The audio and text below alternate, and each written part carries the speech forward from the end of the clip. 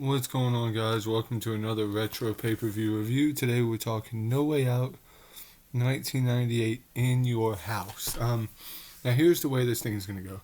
I've been a little bit busy. I haven't had time to watch a lot of these February pay-per-views, so I'm going to be grinding No Way Out reviews for you guys. At the same time, I'm going to be doing WrestleMania reviews.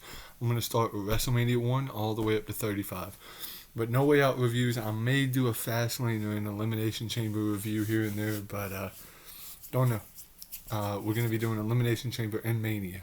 So I'm going to try to get St. Valentine's Day Massacre 99 out. Then I'm going to do WrestleMania 1, 2, 3, No Way Out 2000, 2001, 2000. So you see, we're going to have two series going on at one time on the channel. Anyway, this was kind of the bridge and the divide between Royal Rumble 98 and WrestleMania 14. This show, in and of itself, is a very average show. There's not much on this show to really take into account for.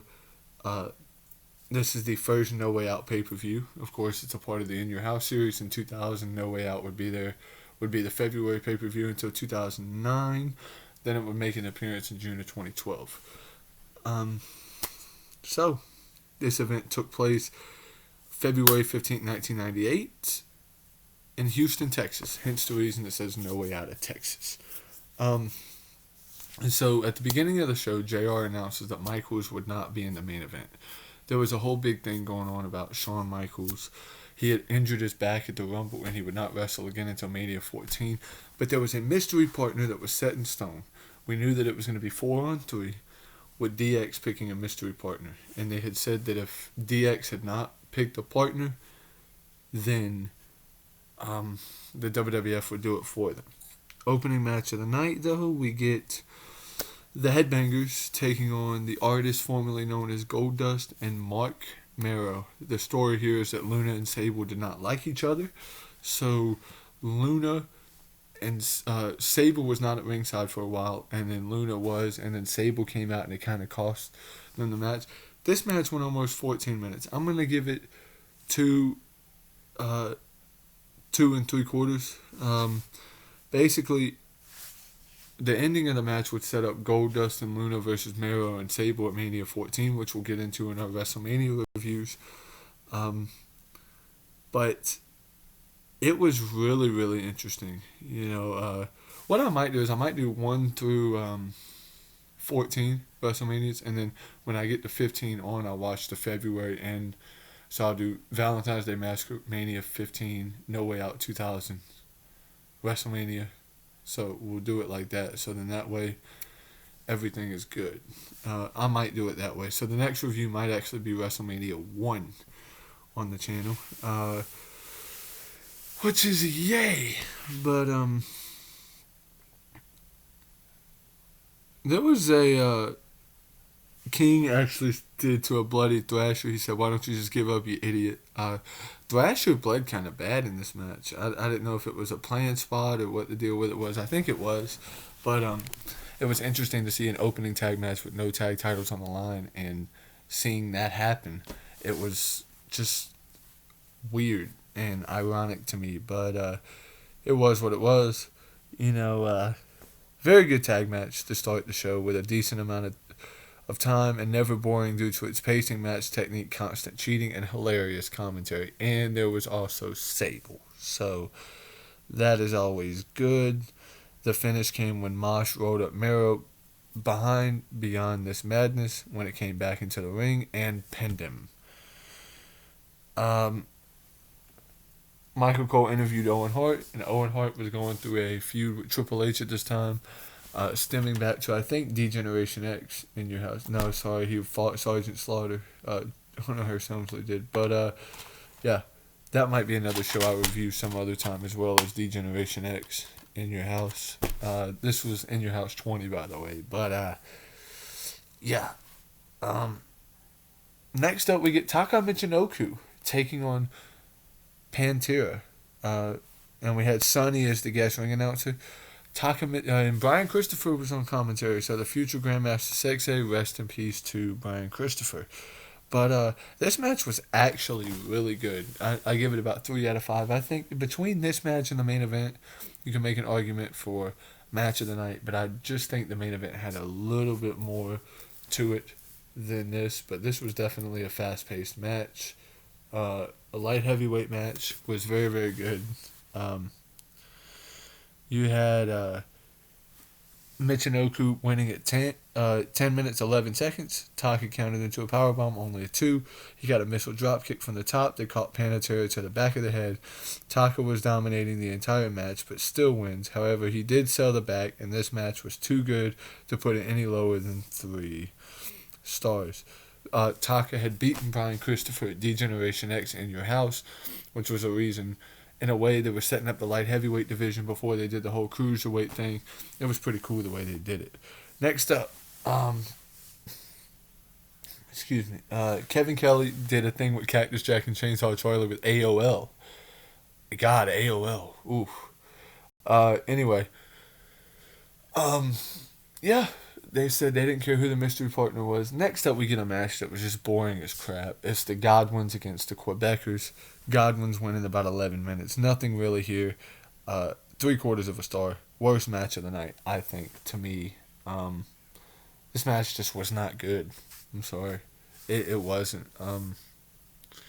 Nothing really here. I mean, the finish came. Henry hit a basic clothesline to Pierre and got the win. The fans were cheering incredibly loud, but I guess it was because they were happy the match was finally over, which is bad, but true. Next up, you get the NWA North American Heavyweight Championship. You get Double J Jeff Jarrett taking on Justin Hawk Bradshaw. Just before this match, they aired one of the Try Lacing My Boots WWF video packages where it featured a bunch of wrestlers talking about how the job is tough, and they're not just nobodies. I do love those videos, but this match to me, I'll give it a star, 1.75 out of 5. It was decent wrestling, but nothing great. Just almost good. The Bradshaw won by DQ when Double J hit Bradshaw with the tennis racket, and then you ended up having who was it that all beat him up? I'm thinking it was Cornette. Oh no, yeah, it was Barry Windham, the Rock and Roll Express, and Jeff Jarrett beat up Bradshaw, and then LOD came out and made the save. So that was pretty cool to see there. Next up, we get the War of Attrition match. Before that, we had a Michael Cole interview with Triple H in China where they said nobody could replace Shawn Michaels and Savio Vega. Well, it kind of spoiled it for you. The WWF said if they could not decide who the fourth man was going to be, they would make the decision. Doc Hendricks interviewed the Nation of Domination. Next up, we get the War of Attrition match. I never knew what that meant. I thought it was a special 8-man tag, but it wasn't. It was just the Ken Shamrock, Ahmed Johnson, and DOA, so Chain, Skull, and 8-Ball against the Nation of Domination, Farouk, The Rock, Kama, Mustafa, D'Lo Brown, and Mark Henry. Went about 14 minutes. Decent match. I mean, 2.5 out of 5. I mean, there was really nothing here. Shamrock did make The Rock tap out to an ankle lock, though, which I always thought was interesting, that the Intercontinental Champion at the time tapped out to an ankle lock on a pay-per-view. That was not for the title, but I guess they wanted to have Shamrock's ankle lock kind of do a bunch of damage. So that's what it ended up doing. But, yeah. Next up, we get a Kane versus Vader video package. Kane defeats Vader. This match also gets 2.5 stars. Nothing here, really. Kane won with a tombstone, and at the end, Kane hit Vader in the face with a wrench. Good stuff. And JR and them kind of sold it at the end and said, "Oh, we don't authorize what he did, and we don't do whatever." It was dumb, weird. I'm not gonna get into that, but hey, it was what it was. Next up, the main event, the non-sanctioned 8-man tag team match. Stone Cold Steve Austin, Owen Hart, Cactus Jack, and Chainsaw Charlie versus Triple H, the New Age Outlaws, and Savio Vega. Savio. All of these guys are in the top 40 of all time, so this is as meaningless as this match might have been, and as disappointing as Savio Vega might have been as a replacement for HBK. Imagine if Shawn Michaels was in this match. I mean, this was considered an unsanctioned 8-man tag match. I mean, I'll give it 3 stars. You know, I mean, it was decent for what it was. It really, really was. It was decent. There was nothing really to note. Of course, in case you didn't know, Austin was kicking ass all over. He hit Road Dogg with a stunner. Of course, they were building Austin up. He had won the Rumble the month before, and they were setting him up to win the title at WrestleMania 14, which we'll get into in my WrestleMania 14 review. They were setting him up to win the title, and that's the way that they built him up, was as a true star. And that's the best way to do it, was to build him up as a star. My final grade for this show is a 5.5 out of 10. This show is average. It was a bit of a different one. The card on paper looked like a pile of nothing, but the bookings of some parts of the show were quite good, and the commentary by Lawler and Ross in their prime together really made this show, or any match, watchable. There was no match that was amazing on the card, no match that was terrible. Except for the Quebecers and Godwinns match. That match was just... But, not one of the better shows, but definitely not as bad as I'd have thought. So it gets barely a passing grade, a 5.5 out of 10. I'd only recommend a watch if you're really interested, though. This is not one of those better in-your-house shows like Canadian Stampede or Bad Blood. Even both of these two, honestly, you could skip on, unless you're like a really good diehard guy. I may do a D-Generation X in your house whenever. I don't know. But, yeah. Hope you guys enjoyed this review.